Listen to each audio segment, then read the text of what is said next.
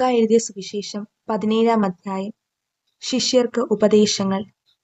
അവൻ ശിഷ്യരോട് പറഞ്ഞു, ദുഷ്പ്രേരണകൾ ഉണ്ടാകാതിരിക്കുക അസാധ്യം. എന്നാൽ ആരുമൂലം അവ ഉണ്ടാകുന്നുവോ അവന് ദുരിതം. ഈ ചെറിയവരിൽ ഒരുവന് ദുഷ്പ്രേരണ നൽകുന്നതിനേക്കാൾ നല്ലത് കഴുത്തിൽ തിരുക്കല്ല് കെട്ടി കടലിൽ എറിയപ്പെടുന്നതാണ്. നിങ്ങൾ ശ്രദ്ധയുള്ളവരായിരിക്കുവിൻ. നിന്റെ സഹോദരൻ തെറ്റു ചെയ്താൽ അവനെ ശാസിക്കുക. പശ്ചാത്തപിച്ചാൽ അവനോട് ക്ഷമിക്കുക. ദിവസത്തിൽ 7 പ്രാവശ്യം അവൻ നിനക്കെതിരായി പാപം ചെയ്യുകയും 7 പ്രാവശ്യവും തിരിച്ചു വന്ന് ഞാൻ പശ്ചാത്തപിക്കുന്നു എന്ന് പറയുകയും ചെയ്താൽ നീ അവനോട് ക്ഷമിക്കണം. അപ്പോൾ അപ്പസ്തോലന്മാർ കർത്താവിനോട് പറഞ്ഞു, ഞങ്ങളുടെ വിശ്വാസം വർദ്ധിപ്പിക്കണമേ. കർത്താവ് പറഞ്ഞു, നിങ്ങൾക്ക് ഒരു കടുകുമണിയോളം വിശ്വാസമുണ്ടെങ്കിൽ ഈ സിക്കമിൻ വൃക്ഷത്തോട് ചുവടോടെ ഇളകി കടലിൽ ചെന്ന് വേരുറയ്ക്കുക എന്ന് പറഞ്ഞാൽ അത് നിങ്ങളെ അനുസരിക്കും. നിങ്ങളുടെ ഒരു ഭൃത്യൻ ഉഴുകുകയോ ആടുമേയ്ക്കുകയോ ചെയ്തിട്ട് വയലിൽ നിന്ന് തിരിച്ചു വരുമ്പോൾ അവനോട്, നീ ഉടനെ വന്ന് ഭക്ഷണത്തിനിരിക്കുക എന്ന് നിങ്ങളിൽ ആരെങ്കിലും പറയുമോ? എനിക്ക് ഭക്ഷണം തയ്യാറാക്കുക, ഞാൻ ഭക്ഷിക്കുകയും പാനം ചെയ്യുകയും ചെയ്യുന്നതുവരെ അരമുറുക്കി എന്നെ പരിചരിക്കുക.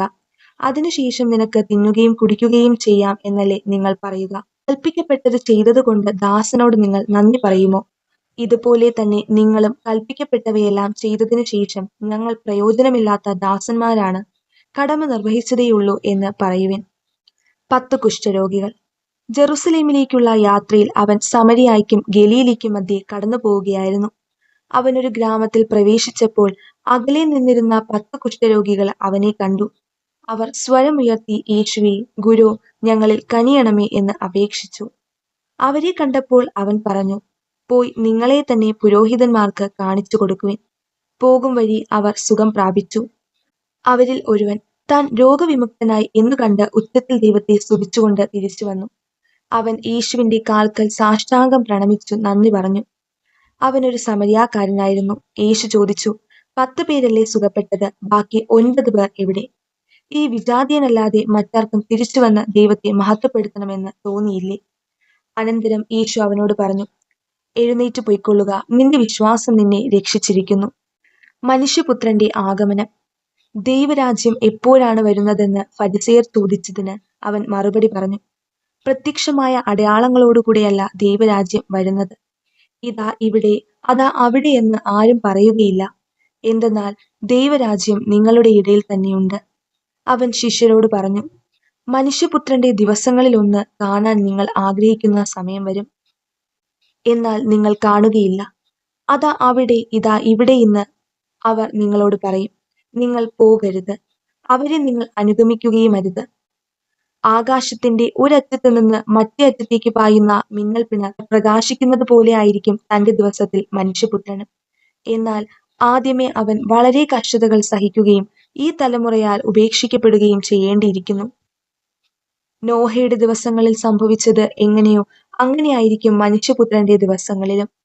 നോഹ പെട്ടകത്തിൽ പ്രവേശിക്കുകയും ജലപ്രളയം വന്ന് സകലതും നശിപ്പിക്കുകയും ചെയ്തതുവരെ അവർ തിന്നും കുടിച്ചും വിവാഹം കഴിച്ചും ചെയ്തു കൊടുത്തും കഴിഞ്ഞിരുന്നു.